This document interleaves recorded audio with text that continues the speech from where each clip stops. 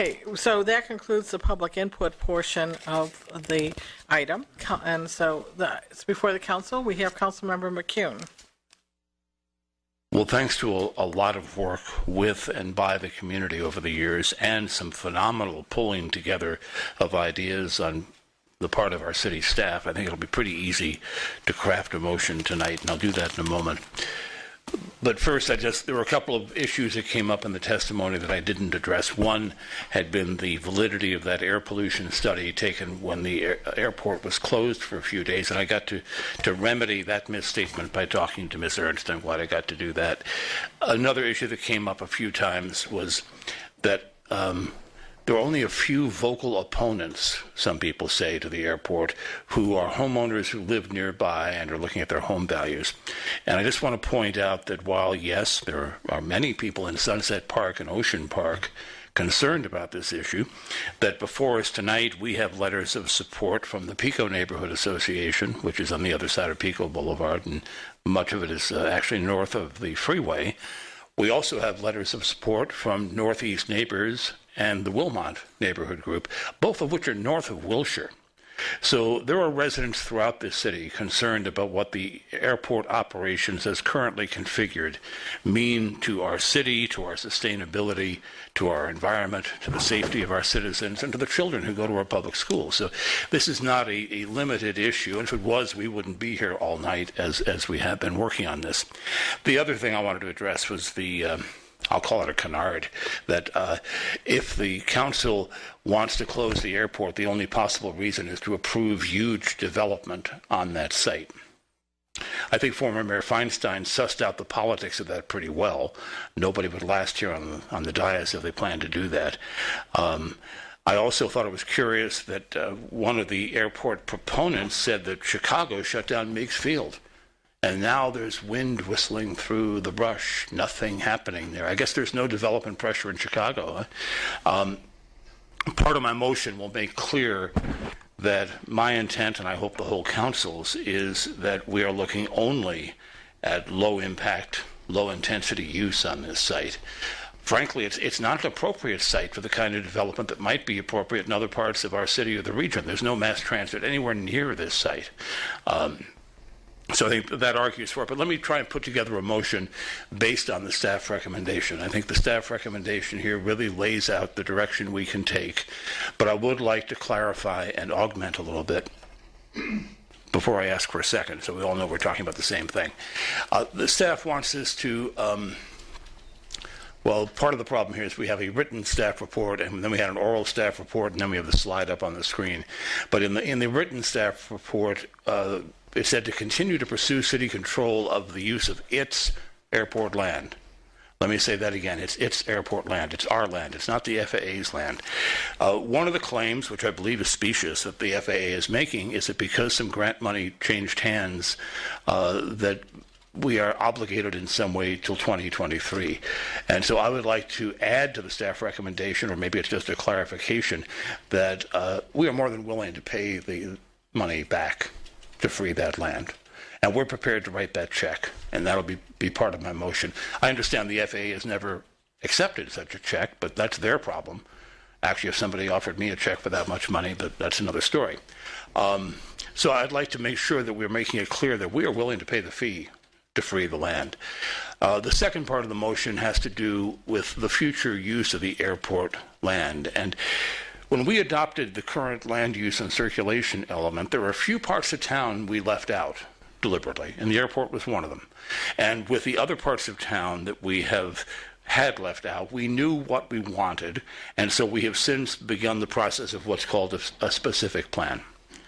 We don't know quite what we want yet for the airport, so we can't really do a specific plan, and there is no term of art in planning as an unspecific plan. So I think what I'll call it is a concept plan, and this is part of the staff recommendation, that we now begin to develop an airport concept plan based on low intensity use for the reasons that I've given and for others, and that we, in doing that concept plan, take into account that the quitclaim parcel may fall uncontested into our hands in 2015. So let's make some plans for that as a concept plan. Let's move forward with that. And then the other part of this would be what to do about the leases. And you may have heard, if you were here for this entire meeting, that at the beginning of the meeting, the staff revised the original staff recommendation and is suggesting instead that we enter into 3-year leases with annual options at the city's discretion.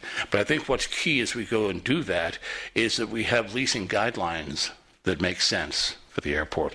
And right now, we don't. It's a hodgepodge. So I think we need to be consistent, and we need to direct our staff as part of moving the staff recommendation to come up with leasing guidelines that are sensitive to the environment, to the need for environmental remediation.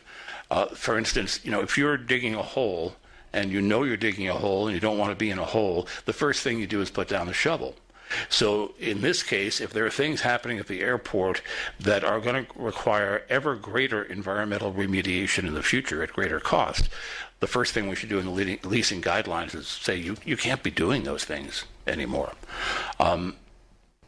Those would be my clarifications and augmentations of the staff recommendation, which I will thereby move. I'll second it, but I wanted to speak to it if I could. Sure. I'm sure we all do. And right. But actually, if I can clarify the leasing piece, and I don't know if it's friendly to I don't know if it needs to be an amendment or maybe we can tweak it a little bit.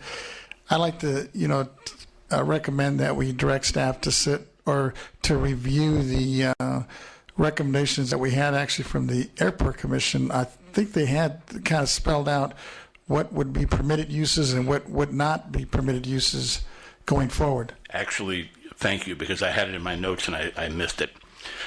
I think it'd be the most fair in going forward if rather than make something out of whole cloth, which could then be challenged as having deliberately been fabricated to discriminate against aircraft uses or something, we have, I believe, in our old zoning code, which is not in effect right now because we're in the interim zoning ordinance, but it's something we adopted 20 years ago, a set of standards for a light manufacturing studio use zone, which I think is very, very close to what the airport is at the moment.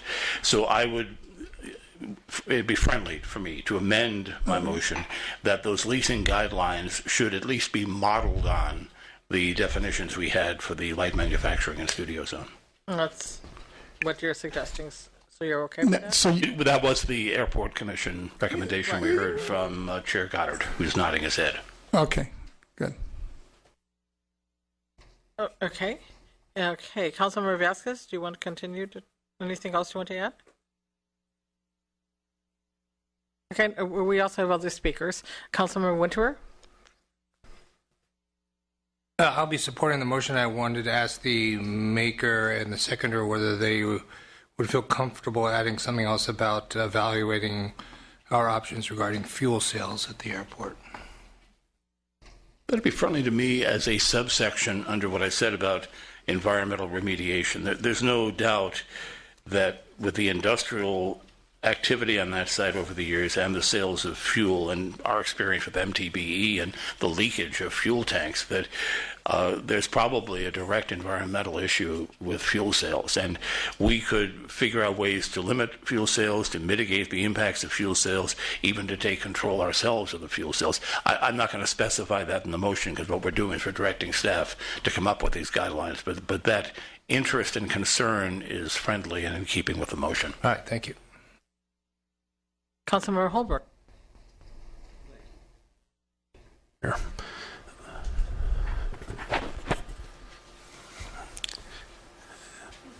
Santa Monica has undergone a lot of changes during my lifetime here. Most of you probably know that Douglas Aircraft started over near Wilshire Boulevard, and then the location of that early plant is Douglas Park today. It moved over to a part of the town that was less populated and more open space, continued to work. And I'm sure we all are aware of history, and the history of what happened in World War II. Douglas Aircraft was a major manufacturer of aircraft of all types, really, and home for many models that still fly today. And of course, the city and every city in America did everything they could to support the war effort to try to save America from World War II. And we all did that. And one of the attorneys representing the aircraft people said he doesn't get it, why we're not smart enough or we don't seem to understand that the FAA has control over us. Well, it's really an insult to tell the owner of the property they can't use their property anyway except the way we want you to use it. And I find that objectionable. And I'm sure my colleagues do too. So you wonder, why do we fight that? Why do we fight that? Well, it's the reason is we don't want to be told how to use our property. Santa Monica has changed a lot. Ocean Park Pier was about 2 or 3 times the size of Santa Monica Pier, an icon for years and years and years. And its time came and its time went. I don't have any personal dislike for Santa Monica Airport, but I have been in the neighborhoods surrounding the airport. I've sucked in the kerosene fuel. I don't think anybody in this room would like to stand out there and have that jet blast blow them backwards almost. I've seen the pictures of people's backyard furniture flying through the airs. I've seen the trees turned inside out, and that's not an environment that any of us should accept. And I'm sorry, but that's the truth. The other thing is, remember Hughes Aircraft. LA allowed that to become a giant residential development, Playa Vista. I can remember Culver City Airport. It's gone too now. It's just the Santa Monica is the last Indian standing between the Valley and LAX, and I suppose the government wants to make sure that nothing ever changes in Santa Monica. It's just not fair to the people who live with us every single day to be subject to these fumes. I think they're harmful and harmful vapor. I'm kind of amused. I'm an SC guy. I happen to have my shirts on. That the UCLA people are so divided tonight. You guys should get together and have a conference to decide what side you're on and where you all fit in, because some of you are for the airport and some of you are opposed to it for other reasons. But I just think that we need to study the future, look at what's possible, examine what it would look like with 35 or 37 acres in or out, and what our plans should be for the future. And we need to do a public study of this. We have the time to do this. Nothing will change at the airport till 2015. And then, of course, we expect to be in litigation, as the city attorney mentioned, probably for years over some issues involving that. But I don't think we should give up the fight. I think that the people of Santa Monica expect us to fight for them and fight for the property that belongs to the city. Thank you. Councilmember Davis. And I just want to ask the maker and the seconder, I don't know if it needs to be a friendly amendment, but just a clarification. One of the proposed staff directions is to return by the end of 2014, and I'm assuming that was part of the motion. But I'd also like to include with that, with sufficient time to do any CEQA analysis that we need to do, so that we're not sort of caught in a time bind, because our city attorneys advised us that there may be some CEQA work required. It may not be an EIR, but at least some CEQA analysis, and I want to make sure that that comes back in time with all the other materials, so we have sufficient time to do the work we need to do. The timeline was included in the motion, and the direction is friendly. Okay, great. Thank you. Okay. Well, yeah, I was going to say, well, I did want to add that Mayor Pro Tem O'Day was called away with a family emergency, which was unexpected, and that's why he is not here now. I did want to address some of the comments that were made. The alarmist statements about that there is some plot that this is airport land is to be developed into a century city. And frankly, I don't think the guiding principles whether people here would be reelected or not. I think the guiding principles are what we as a community develop in the land use and circulation element. The whole underlying principles in that document are that development will go into strategic locations. And again, that underlying principle is, as Councilman McCune alluded to and noted, is that it has to be connected with transportation. You're making decisions on land use tied to transportation. There is no transit, no rail line going to this area. There's no rail line in any kind of county plan to go to this area. So this is not going to be served in any future decades by transit. So it is a low impact development if there is any, or what would be on these lands if we are doing that. And frankly, the main other reason is these are public lands. The public lands are owned by the people of Santa Monica, and it will be the people of Santa Monica who ultimately decide how to use it. But again, in general, I think based on the guidance of the community coming together on the loose and the use of our other public lands, it would have a good public purpose. It would not be being sold off to developers for high-rise development or any kind of development. So that is just alarmism at its just not good form as far as I'm concerned. Do we have... And we have the city attorney. If I may briefly, with the city attorney? Because what you just said, I just want the community to note, Mayor O'Connor and I do not always agree on development issues, but we absolutely agree on this one. And I think you've heard tonight that some of the people who want to keep the airport plan to scare you into voting against the airport being turned into something better out of fear of development. And I hope you've observed here tonight a commitment which I hope is shared by all the council members that the airport is never going to be some high-rise development. When I said that the airport concept plan should focus on low-intensity use, that's exactly what I meant, and I said it very deliberately. With that, I'd be ready to vote, except the city attorney has her usual cautions to give us, I believe. Right, and I'll just add that conforms with our land use and circulation element that says we do allow development in Santa Monica, but it is in strategic locations, protecting 96% of the city and focusing it in limited areas. So we do have our city attorney. I just had a question. I wanted to make sure I understood the import of the motion, which was staff's recommendation subject to the modifications you made. So tonight you're not making a decision about the airport's future. Tonight you're giving staff directions to come back with various proposals, various concepts. You're engaging in contingency planning. Do I have that right? You do, and you know, obviously I'm very appreciative of the work that has been done in the community, and I started by saying that, including the airport to park people. And I know they have a certain direction they'd like to go in. There may be other people in the community who have another vision. Each of us, there may be 6 different visions up here on the council tonight. It's not the time to decide which vision is right. It's time to move toward evaluating what our options are, and that's what a concept plan would do for us. So, no, I'm not purporting to make a decision on the final use of the airport tonight. Councilmember Winterer? Yeah, I just wanted to reiterate that I concur with the city attorney that we're just asking staff to look at various options and contingencies. We're not making any final determinations. Right, and I think actually Councilmember Holbrook's really encapsulated it. We're going to study the future. And we're embarking on that study of the future. You said it well in those 3 words. So that study of the future motion contains that, again, this contingency planning is the underlying principle that it's continuing the city's control of the city's airport lands, that the city is willing to pay the grant fees, that we'll be working on an airport conceptual plan for the airport, again, based on low intensity use, and that includes using the western parcel that should be under our control in 2015, recognizing that and making sure that that is analyzed in that way. In terms of the leases, going with the 3-year options, and the leasing guidelines will come back to us. Those guidelines will be sensitive to the environment and environmental remediation issues, and the guidelines will also include, we'll look at comporting with the standards for the light manufacturing studio zone. That also...